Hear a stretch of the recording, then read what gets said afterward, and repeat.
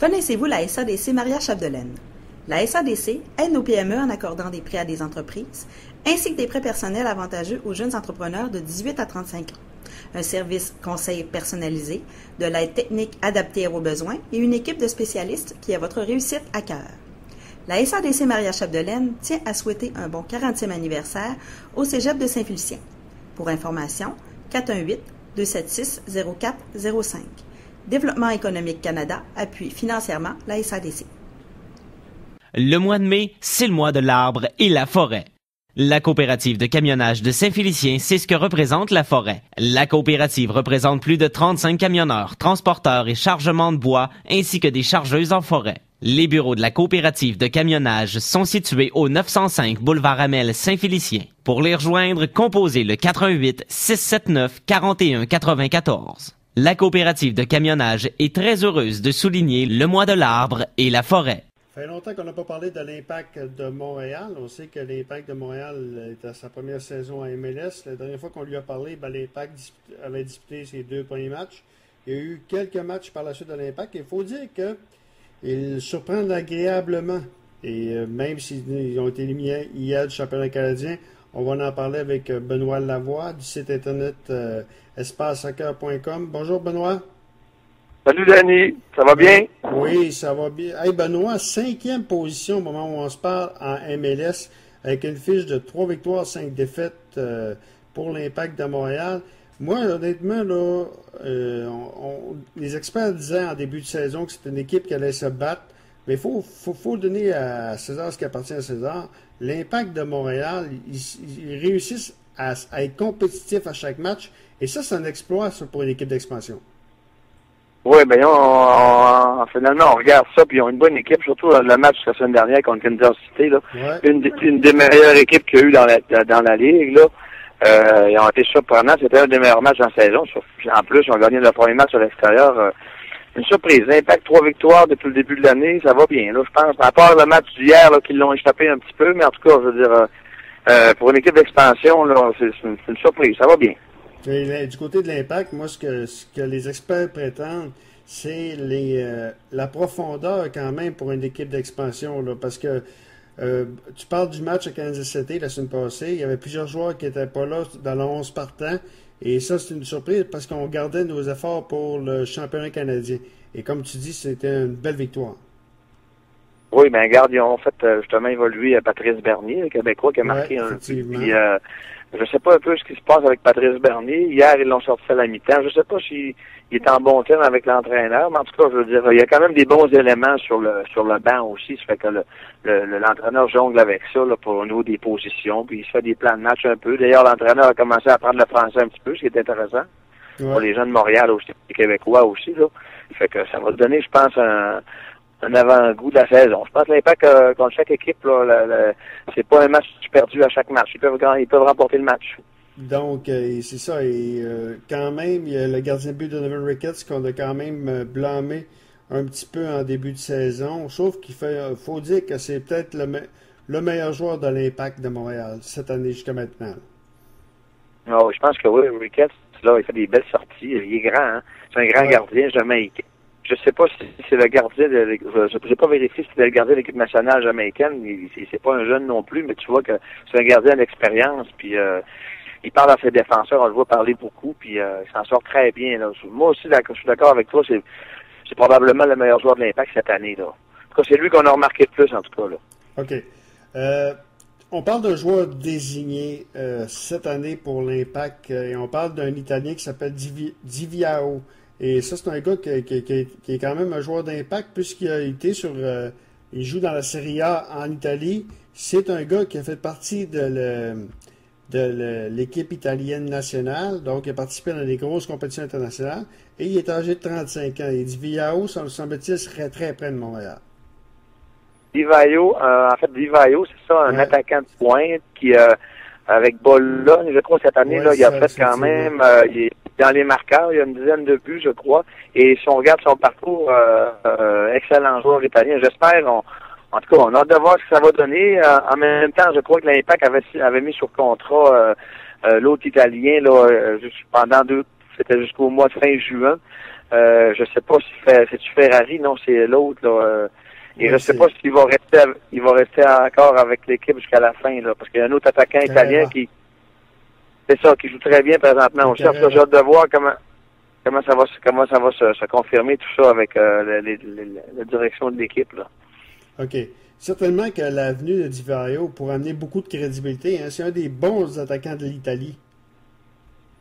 C'est un excellent attaquant. Si vous allez voir un peu sur Internet, un peu dans les clubs avec qui il a participé, il a joué de Juventus un petit peu. C'est un joueur qui a... oui, c'est ça, c'est un joueur qui a quand même un gros parcours.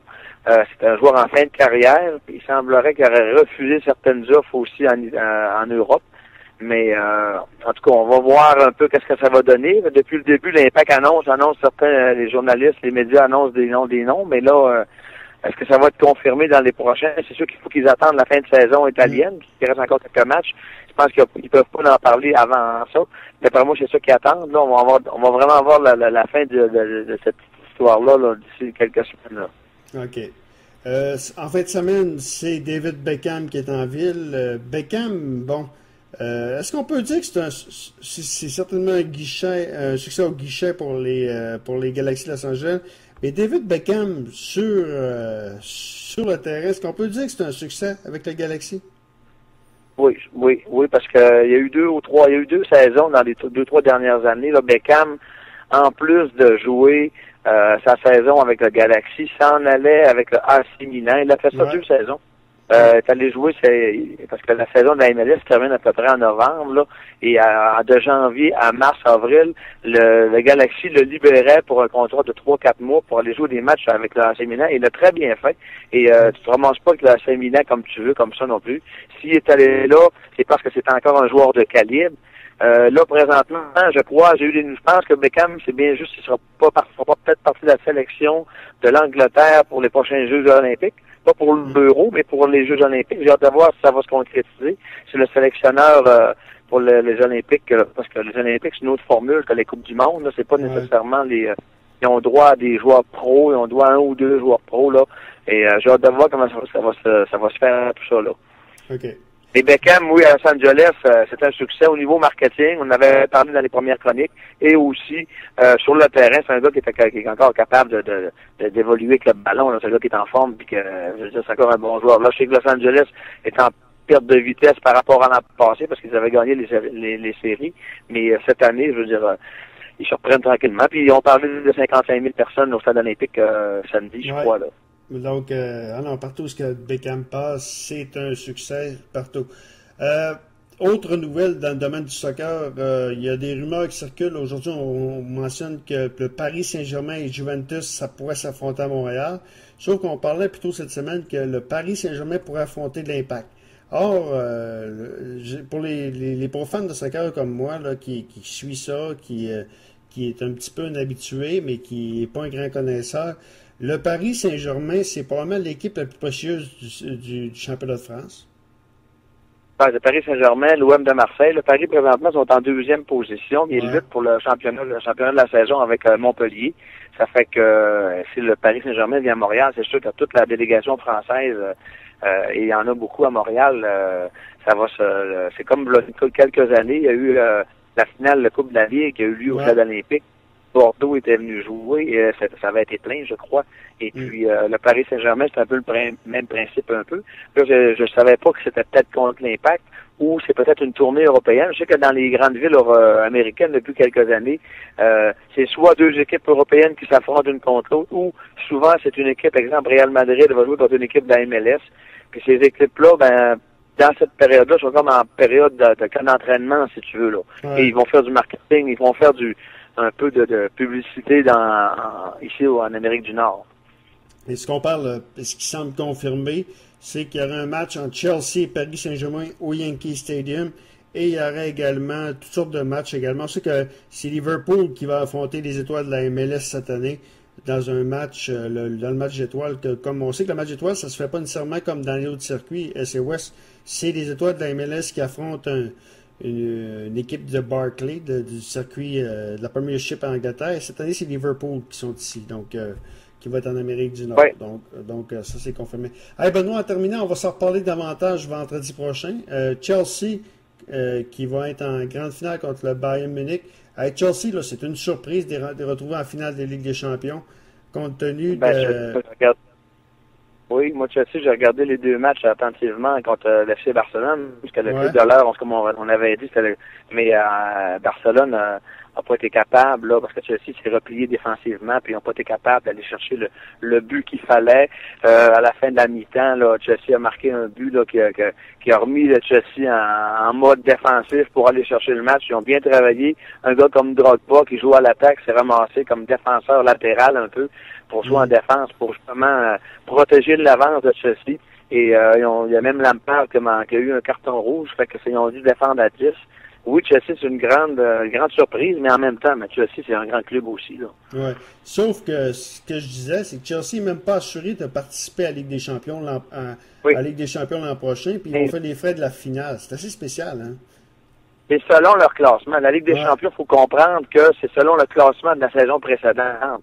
Et selon le championnat aussi, si tu joues dans un grand championnat, comme le championnat d'Angleterre, espagnol et italien, eux ont le droit à 3 ou 4 clubs en Ligue des Champions. Parce que eux, il y a comme une cote européenne qui est donnée à cause de l'euro, il y a plein de facteurs, là.